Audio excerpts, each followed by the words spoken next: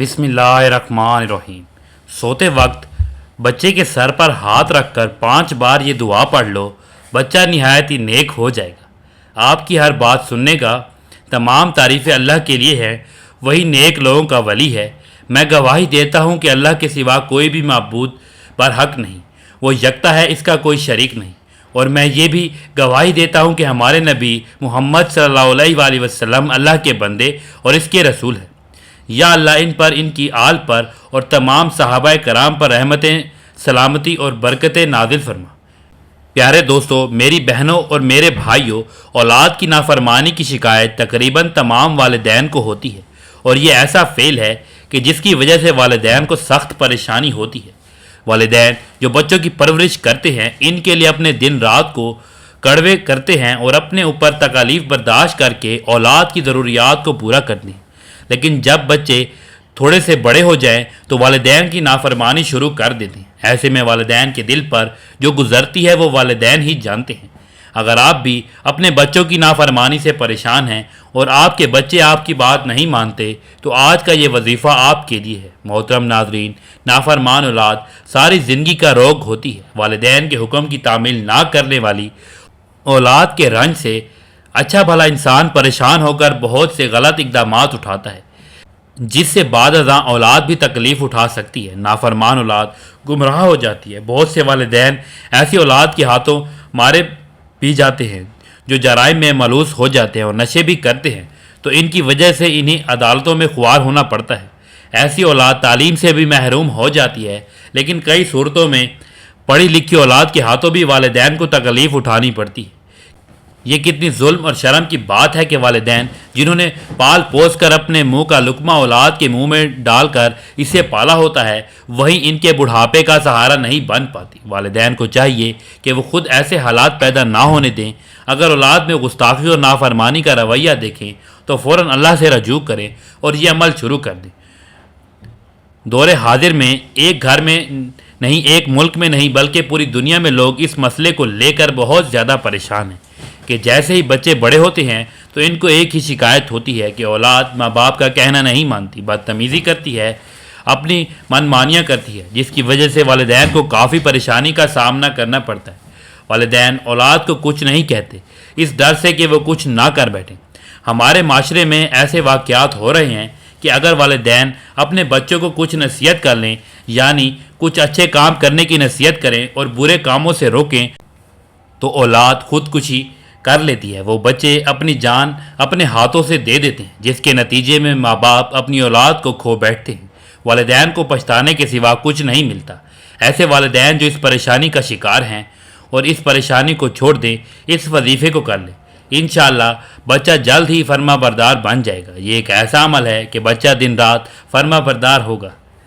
बच्चा दीन के तमाम कामों में ज़्यादा तवज्जो देगा और आपके हर हुक्म को सराखों पर लेगा। इंशाअल्लाह वो बच्चा जिसके कानों में ये वजीफ़ा जाएगा, जिसके दिल में ये पानी जाएगा और आपके हुक्म के बगैर एक कदम भी नहीं उठाएगा।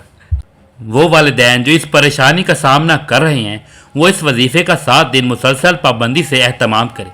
इंशाअल्लाह नाफरमान औलाद जल्द ही फर्मा बरदार हो जाएगी और आपके जायज़ मकासद भी इस वजीफ़े से पूरे होंगे। अगर इसके अलावा आप घरेलू परेशानी में मुब्तला हैं, रिस्क में तंगी है, औलाद के अलावा दौलत का मसला है, तो तब भी ये वजीफ़ा करके अपने रब के हजूर गिड़गिड़ा कर दुआएँ मांगें। इंशाअल्लाह आपके तमाम जायज़ मकासद पूरे होंगे और आपके तमाम मुश्किलात दूर होंगी। इंशाअल्लाह इस वजीफ़े की बदौलत आपकी नाफरमान औलाद फर्मा बरदार हो जाएगी। आज की वीडियो में हम आपके लिए ऐसा वजीफ़ा पेश करने वाले हैं कि जिस वजीफ़े की बरकत से इंशाअल्लाह नाफरमान औलाद फर्मा बरदार हो जाएगी और घर की सारी परेशानियां दूर हो जाएंगी। ये वजीफ़ा क्या है, कैसे करना है, मुकम्मल तरीका आपको बताएंगे और इस वजीफ़े के हवाले से कारगुजारी भी वीडियो में शामिल की जाएगी। लिहाजा वीडियो आपने स्किप नहीं करना और आखिर तक लाजमी देखना है। प्यारे भाइयों और मेरी बहनों, आज जो वजीफ़ा हम आपके लिए ले आए हैं, ये वजीफ़ा आयतल कुर्सी का बहुत ही ख़ास वजीफ़ा है। वजीफ़े के बारे में बताने से पहले आपको आयतल कुर्सी और इसकी फ़जीलत के बारे में बताते हैं। रिवायात में आता है कि आयतल कुर्सी अल्लाह ताला का इस्म आज़म है और इस इस्म आज़म की खसूसियत ये है कि जब इसके ज़रिए अल्लाह से दुआ की जाए तो अल्लाह ताला कबूल फरमाता है।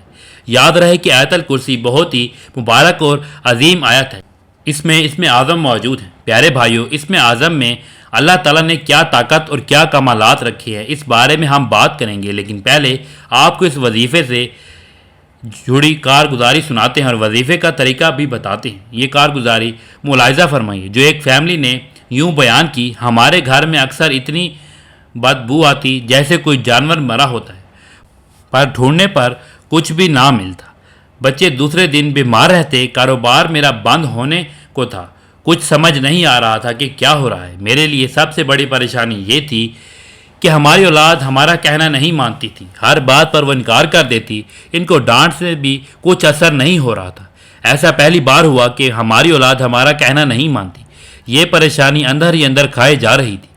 کسی اللہ والے نے بتایا کہ تمہارے گھر میں اثرات ہیں۔ انہوں نے بتایا کہ اگر بچہ آپ کا کہنا نہیں مان رہا تو سوتے وقت بچے کے سر پر ہاتھ رکھے اور 5 بار یہ آیت پڑھے، انشاءاللہ بچہ کہنا مانے گا اور گھر کے سارے نظام بھی سیدھے ہونا شروع ہو جائیں گے۔ ہم نے ایسا ہی کیا۔ الحمدللہ وہ دن آج کا دن ہے۔ ہماری اولاد اتنی نیک ہو چکی ہے کہ ہماری بات کے علاوہ اور کوئی بات نہیں کرتی، ہمارا کہنا مان رہی ہے۔ پیاری بہنوں اور پیارے بھائیوں، آپ نے ملاحظہ کیا کہ اس وظیفے کی کیسی برکات ہیں۔ وظیفے کا مکمل طریقہ ملاحظہ فرما لیجیے۔ پیارے بھائیوں، یہ وظیفہ بہت ہی آسان ہے، مختصر۔ ناظرین، درود شریف کی بہت برکت ہے۔ نبی کریم صلی اللہ علیہ وآلہ وسلم فرماتے ہیں کہ اگر بندہ دعا کرے اور وہ درود نہ پڑھے تو اس کی دعا زمین اور آسمان کے درمیان لٹکی رہتی ہے، لیکن اگر کوئی درود پڑھ لے اور اس کے بعد دعا کرے تو اللہ تعالیٰ اس کی دعا کو ضرور قبول فرماتے ہیں۔ نبی کریم صلی اللہ علیہ وآلہ وسلم فرماتے ہیں عرش کے نیچے ایک فرشتہ ہے جس کا سر عرش سے لٹکا ہوا ہے، تسرا میں ہے۔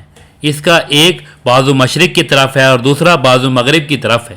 جب کوئی بندہ مومن نبی کریم صلی اللہ علیہ وآلہ وسلم پر محبت کے ساتھ درود پاک پڑھتا ہے تو اللہ اس فرشتے کو حکم دیتے ہیں کہ وہ نور کے دریا میں غوطہ لگائے، تو فرشتے نور کے دریا میں غوطہ لگاتا ہے اور باہر آنے کے بعد اپنے پیروں کو جھاڑنے لگتا ہے۔ نبی کریم صلی اللہ علیہ وآلہ وسلم فرماتے ہیں جب وہ اپنے پیروں کو جھاڑتا ہے اس کے پیروں سے نور کے قطرے گرتے ہیں اور ہر قطرے سے اللہ تعالیٰ فرشتے پیدا فرماتے ہیں، اور جتنے ہزاروں لاکھوں کروڑوں فرشتے پیدا ہوتے ہیں تو وہ سب کے سب قیامت تک اس کا نام لے کر مغفرت کی دعائیں کرتے رہتے ہیں جس کے درود سے وہ پیدا ہوئے ہیں۔ سوچئے آپ کے درود سے فرشتے پیدا ہوتے ہیں۔ سبحان اللہ، میرے اللہ کی شان۔ جب آدم علیہ السلام اور اماں حوا علیہ السلام کا نکاح ہوا تو اللہ نے کہا آدم نکاح کے بعد میرے محبوب پر مہر کے طور پر درود پڑھو۔ آدم علیہ السلام نے درود پڑھا تو حوا حلال ہو گئی، دنیا بحال ہو گئی۔ محترم ناظرین، ویسے تو درود شریف پڑھنے کے بہت سارے فوائد ہیں جن کو سارا بتانا بہت مشکل ہے، لیکن ہم چند فائدے آپ کو آج کی اس ویڈیو میں بتاتے ہیں۔ اللہ پاک قرآن کی سورۃ الاحزاب میں مسلمانوں کو محمد صلی اللہ علیہ وآلہ وسلم پر درود بھیجنے کا حکم دیتے ہیں۔ بے شک اللہ اور اس کے فرشتے درود بھیجتے ہیں نبی کریم صلی اللہ علیہ وآلہ وسلم پر۔ اے ایمان والو، تم بھی ان پر درود بھیجو اور سلام بھیجو۔ جو محمد صلی اللہ علیہ وآلہ وسلم اور ان کی آل پر ایک درود بھیجتا ہے، اللہ اس کے اوپر 10 درود بھیجتے ہیں، اس کے 10 گناہ معاف کرتے ہیں اور اس کی 10 نیکیاں اس کی لکھ دیتے ہیں۔ درود شریف پڑھنے سے برا وقت ختم ہوتا ہے۔ درود شریف پڑھنے سے بھولے ہوئے کام اور باتیں یاد آ جاتی ہیں۔ درود پڑھنے والے کا قرض جلد ادا ہو جاتا ہے۔ درود پڑھنے والا نبی کریم صلی اللہ علیہ وآلہ وسلم کا پسندیدہ بن جاتا ہے۔ درود پڑھنے والے کا دل رحمت اور روشنی سے بھر جاتا ہے۔ درود پڑھنے والا جہنم کی آگ سے بچ جاتا ہے۔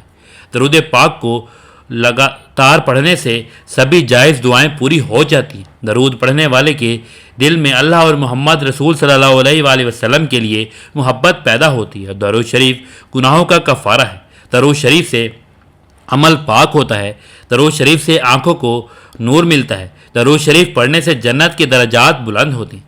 یہ عمل بندے کو جنت کے راستے پر ڈال دیتا ہے۔ درود شریف پڑھنے کی وجہ سے بندہ آسمان اور زمین میں قابل تعریف ہو جاتا ہے۔ درود شریف پڑھنے والے سے آپ صلی اللہ علیہ وآلہ وسلم محبت فرماتے ہیں۔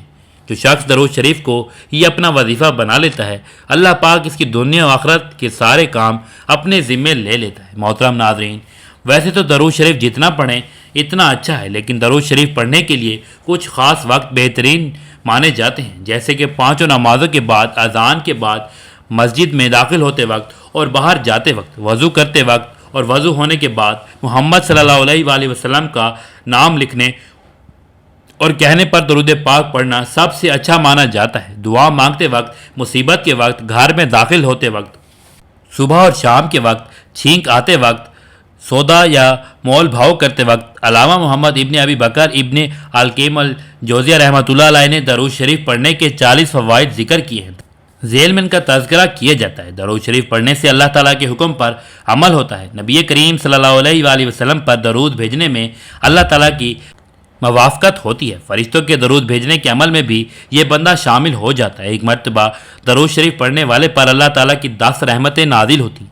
اس کے 10 درجات بلند کر دیے جاتے ہیں، 10 نیکیاں لکھی جاتی ہیں، 10 گناہ معاف کر دیے جاتے ہیں۔ دعا سے پہلے درود شریف پڑھنے سے دعا کی قبولیت کا امکان زیادہ ہوتا ہے۔ اذان کے بعد کی وسیلہ کی دعا کے ساتھ یا الگ کر کے درود شریف پڑھا جائے تو قیامت کے روز حضور صلی اللہ علیہ وسلم کی شفاعت نصیب ہوگی۔ یہ گناہوں کی بخشش کا ذریعہ ہے، بندے کی ضروریات کے لیے اللہ تعالیٰ کے کفیل بن جانے کا ذریعہ ہے۔ قیامت کے روز نبی کریم صلی اللہ علیہ وسلم کے قرب کا ذریعہ ہے۔ تنگ دست آدمی کے لیے صدقہ کرنے کے قائم مقام بن جاتا ہے، ضرورتوں کو پورا ہونے کا سبب ہے۔ درود پڑھنے والے پر اللہ تعالیٰ کی رحمت اور فرشتوں کی طرف سے رحمت کی دعا ہے۔ درود بھیجنے والے کی پاکیزگی اور طہارت کا ذریعہ ہے، موت سے پہلے جنت کی بشارت کا ذریعہ ہے، قیامت کی ہولناکیوں سے بچنے کا ذریعہ ہے۔ آپ صلی اللہ علیہ وسلم پر درود اور سلام بھیجنے والے کا رسول صلی اللہ علیہ وسلم جواب دیتے ہیں۔ اسی طرح درود شریف آپ صلی اللہ علیہ وسلم کے جواب کا سبب ہے، بھولی ہوئی چیزوں کو یاد دلانے کا سبب ہے۔ درود شریف پڑھنا مجلس کے اچھے ہونے کا سبب ہے اور قیامت میں درود شریف پڑھنے والوں کے لیے حسرت و ندامت سے چھٹکارے کا ذریعہ ہے۔ درود شریف پڑھنے والے کے لیے محتاجی و فقیری سے چھٹکارا ہے۔ رسول صلی اللہ علیہ وسلم کا نامہ مبارک آنے پر درود شریف پڑھنے والا بخیل کہلائے جانے سے محفوظ ہو جاتا ہے۔ آپ صلی اللہ علیہ وسلم کا نامہ مبارک آنے پر درود شریف نہ پڑھنے پر جو وعید آئی ہیں، اس وعید سے نجات نصیب ہوگی۔ درود شریف پڑھنے والا جنت کا راستہ پا لیتا ہے اور نہ پڑھنے والا جنت کا راستہ بھٹک جاتا ہے۔ ایسی مجلس جس میں اللہ اور اس کے رسول صلی اللہ علیہ وسلم کا ذکر ہو، اس میں اللہ کی تعریف اور آپ صلی اللہ علیہ وسلم پر درود ہو تو وہ مجلس بابرکت ہوتی ہے۔ درود شریف پڑھنے سے تعفن سے نجات ملتی ہے۔ جس کلام کی ابتدا اللہ کی تعریف اور رسول اللہ صلی اللہ علیہ وسلم پر درود شریف پڑھنے سے ہو، وہ کلام پایہ تک میل تک پہنچتا ہے۔ نیک کمال بندے کے جس کے ذریعے پل صراط پر گزرنا آسان ہوتا ہے۔ درود پڑھنے والا دل کی سختی سے محفوظ ہو جاتا ہے۔ آسمان و زمین والوں میں سے اس درود شریف پڑھنے والے پر اللہ رب العزت اپنی رحمت حسنی نازل فرماتے ہیں۔ درود شریف پڑھنے والے کی شخصیت، اس کے عمل اور اس کی عمر اور اس کے کام کاج میں برکت آتی ہے۔ درود شریف پڑھنے والے پر اللہ تعالیٰ کی رحمت متوجہ ہوتی ہے۔ درود شریف پڑھنا نبی کریم صلی اللہ علیہ وسلم سے دوام محبت اور اس کے بڑھنے کا ذریعہ ہے۔ نبی کریم صلی اللہ علیہ وسلم کی اس درود شریف پڑھنے والے سے محبت کا ذریعہ ہے۔ یہ بندے کی ہدایت اور دل کی زندگی کا ذریعہ ہے۔ اس کے ذریعے بندے کا نام اور تذکرہ حضرت محمد صلی اللہ علیہ وسلم کے سامنے کیا جاتا ہے۔ پل صراط پر ثابت قدمی اور اسے کامیابی سے گزرنے کا ذریعہ ہے۔ درود پڑھنے والا بہت تھوڑی ہی صحیح مگر حضور صلی اللہ علیہ وسلم کا حق ادا کرنے اور حضور صلی اللہ علیہ وسلم کی وجہ سے جو احسانات اللہ نے ہم پر کیے ہیں، ان پر شکر کی کوشش کرتا ہے۔ اس سے اللہ کا ذکر اور اس کا شکر بھی ادا ہو جاتا ہے۔ اور آپ صلی اللہ علیہ وسلم کو بھیج کر جو احسان اللہ تعالیٰ نے اپنے بندوں پر کیا ہے، بندے کو اس کا احساس بھی ہو جاتا ہے۔ بندے کا درود پڑھنا دراصل اپنے رب سے دعا کرنا ہے کہ اے اللہ اپنے خلیل کی تعریف و توصیف فرما۔ حضرت سیدنا ابو الحسن علی شاذلی رحمۃ اللہ علیہ ایک جنگل میں تھے کہ اچانک ان کے سامنے ایک درندہ آ گیا۔ ان کو اپنی جان کی فکر پڑ گئی، بس انہوں نے خوف زدہ ہو کر نبی کریم صلی اللہ علیہ وسلم کی ذات مقدس پر درود و سلام پڑھنا شروع کر دی، جس کی برکت سے آپ کو اس درندے سے نجات ملی اور آپ کی جان بچ گئی۔ اللہ پاک نے قرآن کریم میں اپنے بندوں کو مختلف کاموں کے احکامات ارشاد فرمائے ہیں، مگر کسی مقام پر بھی یہ نہیں فرمایا کہ ہمارے فرشتے بھی یہ کام کرتے ہیں، تم بھی کرو۔ البتہ رسول اللہ صلی اللہ علیہ وسلم پر درود و سلام بھیجنا ایک ایسا مبارک عمل ہے کہ جس کے بارے میں اللہ پاک نے ارشاد فرمایا، ترجمہ: بے شک اللہ اور اس کے فرشتے درود بھیجتے ہیں، اس غیب بنانے والے نبی پر اے ایمان والو ان پر درود اور خوب سلام بھیجو۔ درود بھیجنے کا مطلب اللہ پاک کے درود بھیجنے سے مراد رحمت نازل فرمانا ہے، جبکہ فرشتوں اور ہمارے درود بھیجنے کا مطلب دعائے رحمت کرنا ہے۔ حضور اکرم صلی اللہ علیہ وآلہ وسلم کی مبارک ذات پر درود بھیجنا بہت بڑی سعادت ہے۔ ایک درود میں 3 فائدے، 10 رحمتیں، 10 گناہوں کی معافی اور 10 درجوں کی بلندی۔ درود شریف پڑھنے والے کی دعا قبول ہوتی ہے۔ بکثرت درود پڑھنے والے خوش نصیبوں کے گناہوں کی مغفرت کر دی جاتی ہے، فکر اور پریشانیوں سے نجات ملتی ہے۔ اس کے لیے نبی پاک صلی اللہ علیہ وآلہ وسلم کی شفاعت واجب ہو جاتی ہے، اسے عرش کے سائے میں جگہ ملے گی۔ محترم ناظرین، ایک بار میرے ساتھ بھی درود پاک پڑھیے تاکہ ثواب ملے۔ بسم اللہ الرحمن الرحیم۔ اللہم صلی علی محمد وعلی آل محمد کما صلیت علی ابراہیم وعلی آل ابراہیم انک حمید مجید۔ اللہم بارک علی محمد وعلی آل محمد کما بارکت علی ابراہیم وعلی آل ابراہیم انک حمید مجید۔ جس بچے سے آپ کو یہ شکایت ہو کہ وہ سستی اور کاہلی کا مظاہرہ کرتا ہے یا بات نہیں مانتا، نافرمانی کرتا ہے، تو اس بچے یا بچی کے سر پر ہاتھ رکھیں اور آیت الکرسی کو اول اور آخر درود پاک کے ساتھ 5 مرتبہ پڑھیں اور بچے یا بچی پر دم کر دیں۔ رات کے وقت یہ بچہ جب سو جائے تو عمل کریں، صبح کے وقت بھی آپ اس عمل کو کر سکتے ہیں۔ چند دن آپ اس عمل کو کریں گے تو آپ خود ملاحظہ کریں گے کہ کس حد تک فائدہ ہوا ہے۔ یہ عمل بہت ہی مجرب اور آزمودہ ہے۔ اس عمل کے حوالے سے کارگزاری آپ نے ملاحظہ کی ہے۔ پیارے بھائیوں اور میری بہنوں، آپ ملاحظہ کر چکی ہیں کہ آیت الکرسی میں اسم اعظم موجود ہے۔ آئیے اب آپ کو اس اسم اعظم کی طاقت کے بارے میں چند روایات بتاتے ہیں تاکہ آپ کو اس وظیفے کی طاقت کا مزید یقین اور بھروسہ ہو سکے۔ یاد رہے کہ ان کلمات کے علاوہ اور بھی بہت سارے کلمات کے بارے میں یہ فرمایا گیا ہے کہ یہ کلمات اسم اعظم ہیں۔ ان روایات میں آیت الکرسی کے شروع کے کلمات کی بھی تصدیق موجود ہے۔ یہ تمام کلمات جو ان روایات میں نقل کیے گئے ہیں، ان کلمات کو یاد کر لینا ہے اور ان تمام کلمات کو اپنی دعا کا حصہ لازمی بنانا چاہیے۔ ان کلمات کے وسیلے سے دعا کرنے سے آپ کی دعا انشاءاللہ ضرور پوری ہوگی۔ تو چلیے یہ روایات آپ کو بتاتے ہیں۔ ان روایات سے یہ اندازہ بھی ہوتا ہے کہ اسم اعظم میں اللہ تعالیٰ نے کیا طاقت اور کیا کمالات رکھی ہیں، اس لیے ان روایات کو غور کے ساتھ آخر تک ضرور ملاحظہ کیجیے۔ حضرت بریدہ رضی اللہ تعالیٰ عنہ سے روایت ہے کہ رسول اللہ صلی اللہ علیہ وآلہ وسلم نے ایک شخص کو یہ دعائے کلمات کہتے ہوئے سنا، جس کا ترجمہ ہے: اے اللہ، میں تجھ سے گواہی دیتے ہوئے سوال کرتا ہوں کہ تو ہی اللہ ہے، تیرے سوا کوئی معبود نہیں، تو اکیلا ہے، تیرا ہم مثل کوئی نہیں۔ تو فرمایا: تو نے اللہ سے اس کے اسم اعظم کے واسطے سے سوال کیا، اس کے ساتھ اگر سوال کیا جائے تو وہ دیتا ہے اور دعا کی جائے تو قبول فرماتا ہے۔ اسی طرح معاذ بن جبل رضی اللہ تعالیٰ عنہ سے روایت ہے، وہ کہتے ہیں کہ نبی صلی اللہ علیہ وآلہ وسلم نے ایک شخص کو کہتے ہوئے سنا: یا ذوالجلال والاکرام، تو فرمایا: مانگ، تیرے سوال قبول کیے جائے گا۔ ایک حدیث میں ابو امامہ رضی اللہ تعالیٰ عنہ سے روایت ہے، وہ کہتے ہیں کہ رسول اللہ صلی اللہ علیہ وآلہ وسلم نے فرمایا: اللہ تعالیٰ کا ایک خاص فرشتہ جو اس شخص پر مقرر ہے، جو الرحمن الرحیم کہتا ہے، جو یہ 3 بار کہتا ہے تو اللہ تعالیٰ فرماتا ہے: الرحمن الرحیم کی تیری طرف متوجہ ہے، مانگ جو مانگنا ہے۔ ایک اور روایت میں اللہ عز و جل سے سوال کیا کہ مجھے اپنا وہ نام دکھا دے جس کے ساتھ اس سے دعا کی جائے تو وہ قبول کرے، تو میں نے آسمان کی ستاروں پر لکھا ہوا دیکھا: یا بدیع السماوات والارض یا ذوالجلال والاکرام۔ اس آیت میں اللہ عز و جل کی عظمت و شان، اس کی پاکی کا بیان ہے۔ چنانچہ ارشاد فرمایا کہ اللہ عز و جل کی شان یہ ہے کہ وہ بغیر کسی نمونے اور مثال کے آسمانوں اور زمین کے بنانے والا ہے۔ اس کی دوسری شان یہ ہے کہ وہ اولاد سے پاک ہے، کیونکہ اس کی اولاد کیسے ہو سکتی ہے، حالانکہ اس کی بیوی ہی نہیں ہے، اور عورت کے بغیر اولاد نہیں ہوتی، اور زوجہ اس کی شان کے لائق نہیں، کیونکہ کوئی شے اس کی مثل نہیں۔ اولاد نہ ہونے کی ایک دلیل یہ ہے کہ اس نے ہر شے کو پیدا کیا، تو جو کچھ ہے وہ سب اس کی مخلوق ہے، اور مخلوق اولاد نہیں ہو سکتی، تو کسی مخلوق کو اولاد بتانا باطل ہے۔ اور پھر اگلی آیت میں فرمایا کہ یہ اللہ عز و جل تمہارا رب ہے، جس کی صفات ذکر کی گئی ہیں، اور جس کی یہ صفات ہوں وہی مستحق عبادت ہے، لہٰذا تم صرف اس کی عبادت کرو۔ اے اللہ، جن کے جو کام رکے ہوئے ہیں وہ پورے کر دے۔ اے اللہ، بچھڑے ہوئوں کو ملا دے۔